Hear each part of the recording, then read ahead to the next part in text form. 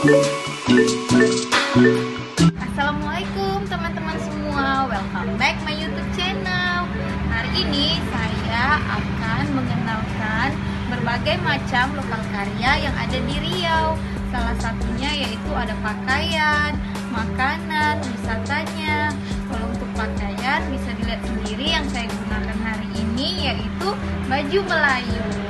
Nah, untuk tidak memperpanjang, saya akan mendongeng cerita rakyat dari Indragiri Hilir yang ada di Riau, yaitu Batu Belah Batu Betangkuk. Nah, dongeng Batu Belah Batu Betangkuk ini bertujuan untuk mengajarkan anak-anak agar lebih menyayangi dan menghormati kedua orang tuanya. Untuk selanjutnya kita simak ceritanya yuk. Suatu hari di sebuah desa hiduplah seorang janda dan kedua anaknya. Janda tersebut bernama Mak Minah dan kedua anaknya bernama Diang dan Uci. Walaupun Mak Minah sudah sangat tua, namun Mak Minah masih sangat kuat. Ia masih sanggup untuk mengerjakan seperti pekerjaan mencuci piring, mencuci baju, dan membuat makanan untuk kedua anaknya. Pada suatu hari, Mak Minah berkata, "Nak, tolong bantu emak untuk membuatkan makanan, karena emak sangat kelelahan." Namun anak-anaknya tidak mendengar perkataan dari emak. Namun karena asik bermain, kedua anak Mak Minah tidak mendengarkan perkataan Mak Minah.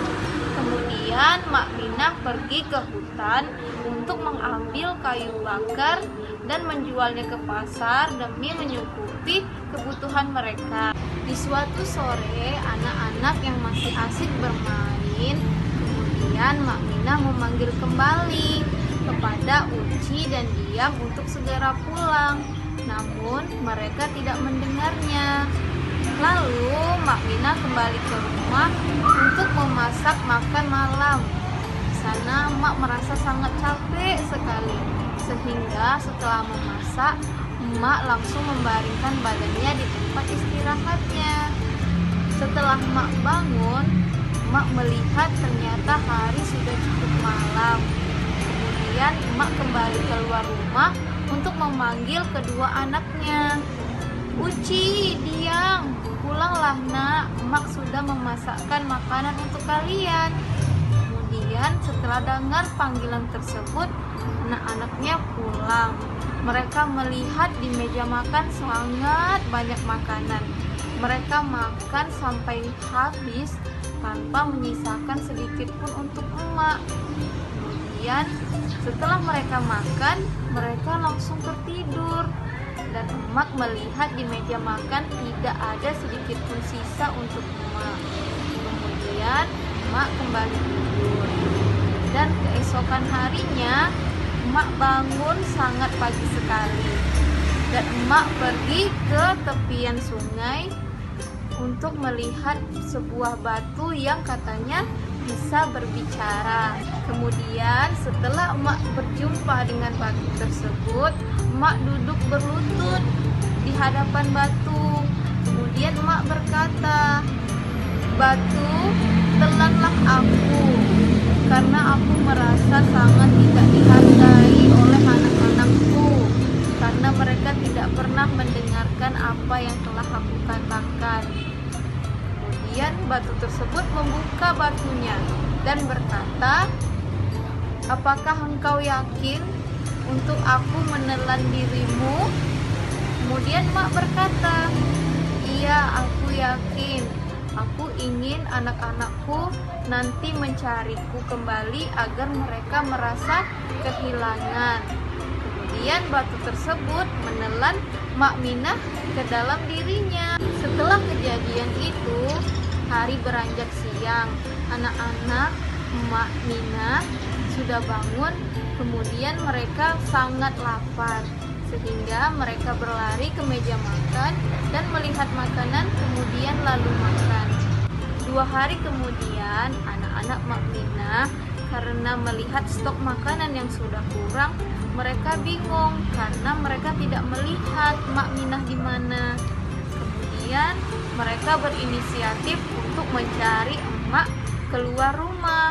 Mereka berteriak memanggil Mak Minah, namun tidak ada suara ataupun respon yang ada.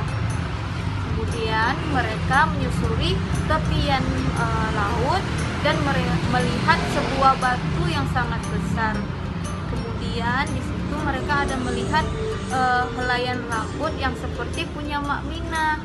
Kemudian Uci dan Diang berkata pada batu tersebut, "Wahai batu, bolehkah engkau mengeluarkan emak kami?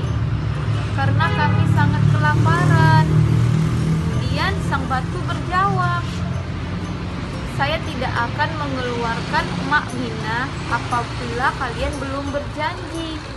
Kemudian anak-anak tersebut berjanji kepada sang batu bahwa akan lebih menyayangi dan menghormati Mak Minah.